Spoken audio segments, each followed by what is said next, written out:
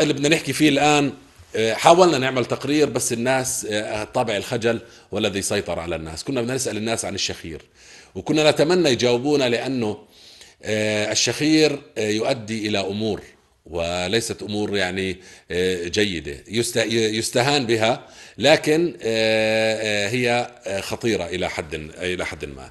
للحديث عن هذا الموضوع، واللي رفض يجاوب يا ريت يسمع لقائنا الآن عشان يعرف إنه كان المفروض يجاوب.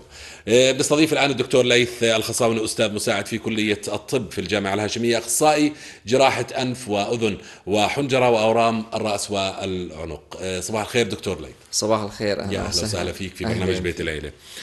تحت الهواء أنا ذهلت من ما قلت يعني بصراحة، يعني فكرنا الواحد بشوخر عادي يعني الوضع لكن العملية ليست هكذا. يا ريت نوضح للناس إنه الشخير ليس فقط عدل نومتك يا فلان. بالضبط. تفضل. أفضل. هلأ بالنسبة للشخير، أول شيء يعني بحب أعرف إيش هو الشخير، وأكيد معروف للناس بس بكلمات بسيطة. هو الشخير لو إجينا على تعريفه هو عبارة عن صوت أوكي بنبعث عن الإنسان أثناء النوم، سببه مرور الهواء أو هنسميه انسداد جزئي في مجاري الهواء أو التنفس العلوية اللي بنقصد فيها من الحنجرة ولفوق، يعني من الأنف، البلعوم الحلقي واللهاو سقف الحلق، منطقة الثلث الأخير أو الجزء الخلفي من اللسان ولسان المزمار وممكن الحنجرة نفسها. فأي تضيق في هذه الأماكن سيؤدي إلى انبعاث صوت بنسميه احنا الشخير اثناء النوم. واحيانا اذا كانت الامور شديده والانسداد شديد ممكن يحدث في النهار، وبنسميه احنا داي تايم، خلينا نسميه سنورينج اللي هو الشخير اثناء النهار. والواحد صاحي وهو يعني صاحي. بجوز الناس يعني اذا نقرب لهم اياه انه احنا بلهجه بسيطه بنحكي والله المريض بخنفر او كذا. أيوة. هو نوع زي الشخير نفس الاشي، بس اثناء النهار بتكون العضلات مشدوده، وضع الجسم كذا، مش راح يكون بالشده زي اللي بتصير اثناء النوم. طب دكتور ليث، خلينا نوضح للناس يعني انه الشخير ليس فقط يعني بالشيء السهل او بالشيء البسيط. حدثنا تحت الهواء عن امور يعني متعلقة يعني بشغلات كثيرة تتعلق وممكن ترفع نسبة الوفاة عند الناس مثل هاي الامور. نعم. هلا الشخير بحد ذاته اللي هو احنا بنسميه بالطب كمصطلح طبي سمبل سنورينج، او اللي هو الصوت اللي عرفناه تو، واللي الناس يمكن رفضوا يجاوبوا لانه بالضبط رفضوا. بالضبط يعني اعتبروه خجل. هلا الصوت نفسه او الشخير ما هو هالمشكله العظيمه الا شغله انه بجوز ازعاج البارتنر الشريك او انه الخجل، موضوع أيوة. الخجل. ولكن ما يترتب عليه انه الشخير يرتبط صراحه ارتباط يعني حميم جدا مع مرض احنا بنسميه انقطاع التنفس اثناء النوم. بالضبط. فهذا دائما يترافق، هما الصنوان لا يفترقان. يعني ممكن تبلش المشكلة شخير بسيط سيمبل سنورينج، بس أكيد في المستقبل أو بعد فترة من الزمن أو بنفس الوقت بتكون هي بتترافق مع اللي هو انقطاع التنفس أثناء النوم، واللي هو عبارة عن توقف النفس تماما أوكي أثناء النوم لفترة تزيد عن 10 ثواني. اوكي. في بعض اللي خلينا نحكي الاوثرز والناس بيحكوا لمرات اكثر من 5 مرات في الساعه، يعني واللي هو اللي بيصير دائما يعني من مرضى انقطاع التنفس الليلي في الساعه بوصل عندهم 20 30 مره توقف للتنفس لمده تزيد عن 10 ثواني. وهذا هو تعريف اللي هو انسداد او انقطاع التنفس اثناء النوم. تفضل. هلا انقطاع التنفس اثناء النوم صراحه هو هون المشكله. هو عبارة عن يعني خلينا نسميها متلازمة أكثر من مرض، ومتلازمة معناها فيها عدة أمراض بترتبط في هذا الموضوع. تمام. هلأ انقطاع التنفس أثناء النوم لمدة تزيد عن 10 ثواني كفيل أنه يؤدي إلى نقص في أكسجين الدم أو ترويض خلينا نسميه الدم في الأكسجين لنسبة خلينا نحكيها خطيرة على الدماغ. أوكي. مما تؤدي إلى طبعا خلينا نسمي ريفلكس أو انعكاس دماغي سريع، بحيث إنه المريض يعود للنفس مرة أخرى. أوكي. هذا اللي بيصير يعني إنه بينقطع التنفس، المريض يضل يشخر بعد شوي بعد ساعة من النوم ببلش يوقف نفسه.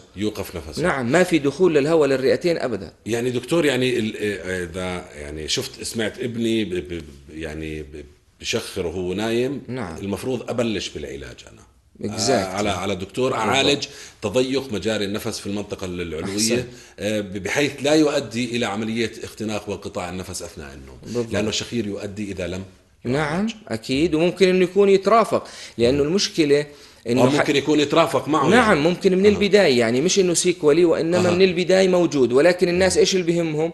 إنه والله بيشخر. بتيجي بتسأله مثلا إنه بيكونوا ناموا، بتسأله إنه في انقطاع أو توقف للنفس. بعض مثلا الشريك أو الزوجات عفوا أو الأب إذا كان المريض طفل بينتبه لهذا السؤال، بيقول لك والله بلاحظ إنه بوقف نفسه وبعدين برجع بشخر من جديد وبرجع عن تنفس مرة أخرى. أوكي، هذا بالنسبة خلينا نسميه السبجكتيف دايجنوسيس، اللي هو التشخيص اللي المريض بيحكي لك اياه. بس في هذا قليل جدا بنوصل له. حتى نقدر نشخصه لازم نقوم باجراء فحص معين صراحه، مشان نقدر نوقف على انه عن جد يعني في توقف للنفس. لانه المريض بينام، شريكه هو بينام بيضل يشخر وينقطع نفسه، يشخر وينقطع نفسه، ما حدا داري فيه، ما حدا داري فيه. بالضبط. ففي بعض الاشياء مثلا بنهتم فيها بالسيره المرضيه، انه المريض مثلا بنساله اثناء النهار كيف صحتك، شلون يعني خلينا نقول ادائك الذهني، بتنعس دائما، حاسس حالك مسطل نعسان، اذا قعدت في ميديا او وسط خلينا نسميه مريح نوعا ما بتغفى، ممكن يصير لك غفوه غفوتين، فهذا يدل انه في انقطاع تنفس اثناء الليل. هذا واحد من المؤشرات اللي ببساطه بالسيره المرضيه بنوصل له. وفي طبعا بعض الاشياء او الفحوصات اللي ممكن نعملها، في فحص بنسميه احنا فحص مختبر النوم، اوكي، او اسمه العلمي بنسميه بوليسومنوغرافي. هذا فحص يعني يجرى داخل المستشفى. عادة بدخل المريض بيتم شبك بعض الأشياء، خلينا نسميها مراقبة للدماغ، مراقبة لحركة العين، مراقبة لعضلات التنفس، كل الأشياء هاي، وأكسجين الدم، وبيسجل لنا طول الليل طبعا حتى صوت الشخير. فبيسجل لنا طول الليل كم مرة انقطع التنفس ولكم الفترة، تمام، وكم وصل نسبة الأكسجين في كل مرة. يعني بنفس الوقت في شغله لازم نعرفها، انه انقطاع التنفس الليلي طبعا اغلبه ومعظمه هو انسدادي، يعني مشكلته تضيق او انسداد في المجاري التنفسيه، ولكن في نوع منه اللي هو بنسميه احنا السنترال، او اللي سببه غير انسدادي. تمام، غير الانسدادي او اذا ما في تضيق ممكن يكون موجود هذا المرض، ولكن في نوع خاص من المرضى اللي بنسميه احنا سببه من الدماغ نفسه، يعني نفس مش تضيق. احسنت، هذا يفرق وبنقدر نوصل للنوع تبعه بهذا الفحص. بنفرقه، هذا والله سببه انسداد او تضيق، وهذا سببه لا ما في انسداد. هذا مشكلته انه الدماغ نفسه في وقت من الاوقات اثناء النوم بيوقف نشاطه بإرسال خلينا نسميها الإشارات الكهربائية أو السيالات العصبية لعضلات التنفس، فبيكتم المريض. حلو جميل جدا.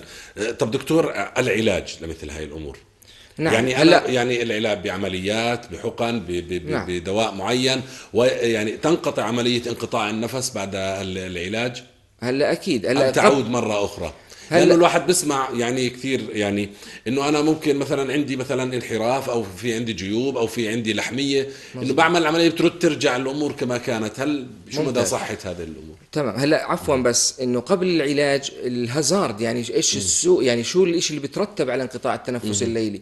يعني بس مش إنه بس والله إنه انقطع التنفس أثناء الليل خلص، يعني زي ما قلت المريض نعسان مسطل بالنهار. لا، الموضوع أكبر من ذلك. هذا بترتب على أشياء كثير اللي حكينا، إنه مثلا بيؤدي إلى ارتفاع في ضغط الدم، ممكن يؤدي إلى النوبات القلبية والجلطات اللي بيسموها الناس، أو السكتات الدماغية، مشاكل في كهربائية القلب ونبضات القلب، ممكن يؤدي إلى ارتجاف في عضلة القلب مثلا، تمام، ارتفاع في ضغط الشريان الرئوي، وزي ما حكينا انه ممكن لا سمح الله انه يؤدي للوفاة الفجأة، موت الفجأة او الوفاة طبعا. وحكيت انه في دراسة او اكثر من دراسة صراحة وصلت الى انه نسبة الوفاة خلينا نحكيها الفجأة بهدول المرضى احتمالية أدق قد تصل الى 40%. واللي هو شيء يعني صراحة نسبة عالية خطير، بسوى الواحد ينتبه له. بالضبط. هلا بالنسبة للعلاج، العلاج بيعتمد إذا تم تشخيص المريض إنه المريض يعاني فعلا من متلازمة انقطاع التنفس أثناء النوم، أوكي، يجب إنه يتعالج.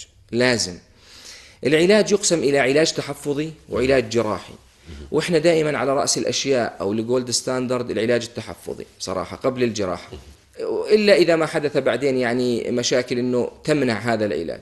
العلاج التحفظي فيه بنقوم باستخدام شغلتين عادة، جهاز اسمه سي باب، اوكي. وهذا الجهاز هو عبارة عن ماشين، جهاز بوظيفته او اسمه continuous positive pressure. يعني هذا الجهاز بدفع اكسجين، مش اكسجين، هواء خلينا نحكي، اجينست يعني هذا منطقة التضيق، اوكي، بضغط ايجابي، تمام، زي كأنه واحد بنفخ نفخ يعني. حلو. بلبسه المريض عن طريق يا اما فيس ماسك اللي هو خلينا نسميه الفيس ماسك، بالضبط، قناع الوجه، او عن طريق كانيولاز بنحطه بالانف. نعم. هذا طول الليل بيشغله، بيضل يدفع له، توقف نفسه ما في مشكله، بدناش اوكي، بيضل يدفع هو. فهذا بمنع نزول الاكسجين في الدم اثناء النوم، تمام. هذا هو الجولد ستاندرد، بالاضافه لجهاز اسمه ماد بنسميه احنا هذا بيعملوه زملائنا اطباء الاسنان والتقويم، عبارة عن مانديبولار ادفانسمنت ديفايس. هذا بيؤدي الى انه بيعمل موديفيكيشنز، يعني عملية خلينا نسميه تغيير بوضع اللسان والفك السفلي المتحرك عند الانسان. فبيؤدي الى خلينا نحكي انه بيؤدي الى فتح لهالمجاري التنفسية اثناء النوم المسكرة. هلا اذا هذا المريض طبعا لازم السؤال، عفوا حضرتك سألته انه هل ينتهي الموضوع؟ لازم بالزبط. ينتهي الموضوع. احنا متى ما لجأنا لعلاج لازم نحصل على نتيجة بالزبط. اما نعالج وما في نتيجة معناته احنا we did nothing، يعني عملنا ولا اشي. فطبعا لازم ينقطع التنفس والمريض يتحسن كل اشياء اللي كان يعاني منها. واذا كان متطاوع المريض كومبلاينت مع هذا الدواء التحفظي او العلاج التحفظي غير الجراحي، هو الجولد ستاندرد وبيقدر يمشي عليه طول عمره بدون مشاكل. نعم بدون مشاكل. نعم. هلا الشغله الثانيه انه مش احيانا التطاوع او نفس الاشياء هي ما يعني المريض يا انه ما بتطاوع وما بتعاون مع الموضوع، بيقول لك الجهاز ضل شايله وين بدي اروح والبسه. مرات نفس الاشياء بتعمل الاجهزه او العلاج التحفظي بيعمل اعراض جانبيه بتمنع المريض يكمل معها، زي مثلا الهواء هذا بيصير يعمل له جفاف في الحلق مثلا، اشياء زي هيك. ممكن يكونوا شباب صغار في العمر مثلا بيقول لك انا بدي اضل يعني استخدمه، بدي اتزوج، هو استخدامه بده يضل على طول هذا يجب انه يضل يستخدمه على طول العمر يعني. بالضبط. ممكن يلجأ لشيء اخر دكتور. بالضبط. هلا في هاي الحالات اللي هي خلاص بدنا ننتقل الى الجزء الجراحي من العلاج. والجزء الجراحي من العلاج انا شخصيا يعني بفضل انه، او مش بفضل، اللي هو لازم الجايد لاينز انه ينعمل اشي بنسميه احنا سليب اندوسكوبي. سليب اندوسكوبي انه المريض بيتخدر في المستشفى بدون المرخيات العضلات والاشياء اللي بتؤدي لوضع المريض على جهاز تنفس الاصطناعي، فقط تنويم يعني.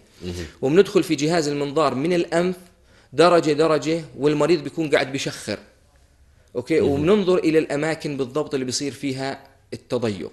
تمام. يعني والله لقيت انا ليفل مستوى في الانف في تضيق، في منطقه سقف الحلق مع اللهام مع البلعوم الحلقي، تمام، اللوزتين كبار، الجزء الخلفي من اللسان مثلا. حسب وين المكان بنختار الاجراء الجراحي الصحيح اللي احنا بدنا نعمله مشان المريض ياخذ نتيجه ممتازه. بالضبط. يعني مثلا مريض طلع عنده انحراف في الحاجز الانفي، تضخم في قرنيات الانف مثلا، او التهاب مزمن في الجيوب الانفيه، اوكي، بعمل هاي العمليه.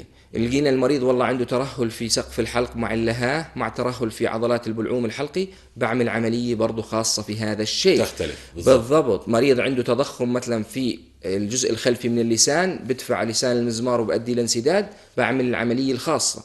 وفي احيان عديده او معظم الاحيان بيكون عندهم مالتي ليفلز هذول المرضى، يعني عندهم اكثر من مكان تضيق. بالضبط. فيمكن انه عمل الاجراء الجراحي على مراحل، لانه احنا بالعاده صعب نعمل اكثر من مرحله او بنفس الوقت، لانه المريض بدك تعمل له مثلا جراحه في انفه وجراحه في حلقه وجراحه بكذا، راح تضطر تفتح له فتحه رغاميه يتنفس منها لحين انه يصير التئام في منطقه الجراحه ويصير كويس. هلا برا بصراحه بيتقبلوا الموضوع، بقول لك انا بدي احمل خطوره او ريسك التخدير خلينا نسميه بغض النظر والعمليه الجراحيه والتكلفه والى اخره مره واحده، فبيقبل انك تفتح له وتعمل له كل الليفلز مره واحده. يعني هيك كنا نعمل صراحه. بينما هون يعني مرات شوي بقول لك لا انا هذا، فممكن بسيطه بتعمل على مراحل، مره الانف مثلا او الانف، لكن المهم انه يعملهم. بس فاينلي انه لازم ينعملوا اذا كان المريض غير متطاوع ومش موافق على الحل التحفظي. يعني امور، يعني انا في معظم اللقاءات بتحدث، لكن في هذا اللقاء مع الدكتور ليث يعني اثرت على الصمت. بدي الواحد يسمع، لانه هاي الشغلات يعني وفي كل بيت ممكن تجدها، في كل عند معظم الاشخاص ممكن ان تجدها مثل هاي الامور، والامور طلعت اخطر مما توقعنا. معلومات رائعه جدا دكتور ليث، أشكر. نامل يكون بالفعل يعني عندنا مواطننا يعني استفاد من هاي المعلومه إن شاء ويقف الله. عندها يعني إن شاء الله. ويفكر. أكيد. إن شو شاء الله. النصيحه في اخر اللقاء هذا والله دكتور؟ أنا بالنسبة لي نصيحتي لأي واحد عنده شخير أو انقطاع تنفس هو مشخصه يعني وبيعرف إنه عنده هذا الشيء، إنه يلجأ أو يتوجه فورا ويعالج الموضوع وما ياخذ الأمور ببساطة.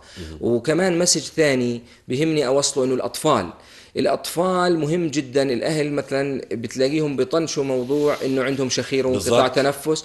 هذول الأطفال بيكون أدائهم المدرسي وتطورهم العلمي بتأثر. صح، بيجوز مثلا الطفل يكبر وزي ما بيحكوا إنه لا ما أخوه كان يشخر أيوة. أيوة. ونفس المشكلة وهي ما شاء الله عليه. أكيد يعني وكل شيء علميا إنه هذا الطفل لن يكون أداؤه زي أداء الشخص اللي بينام على أكسجين طبيعي طول الليل، سواء تركيز ذهني وأداء خلينا نسميه بيرفورمانس بالمدرسة تاعته وتطوره. هذولا أكيد حيكونوا أقل، دائما مسطلين نعسانين سرحانين إلى آخره. فهذا مهم جدا للأطفال وللكبار طبعا أكيد. أكيد. بس الأطفال مهم، موضوع ألارمينج صراحة. الرجال انتباه إله، مش إنه والله فلان كان يشخر إخوانه بشخر وخلص أبصر إيش أبدا. نعتبرها العيلة كلها بتشخر. بالضبط. إن شاء الله. شكرا يا لك مرحبا. دكتور ليث الخصاونة. شكرا لك. الله يخليك، أستاذ مساعد في كلية الطب في الجامعة الهاشمية، أخصائي جراحة أنف وأذن وحنجرة وآرام الرأس والعنق. شكرا مرة أخرى دكتور ليث.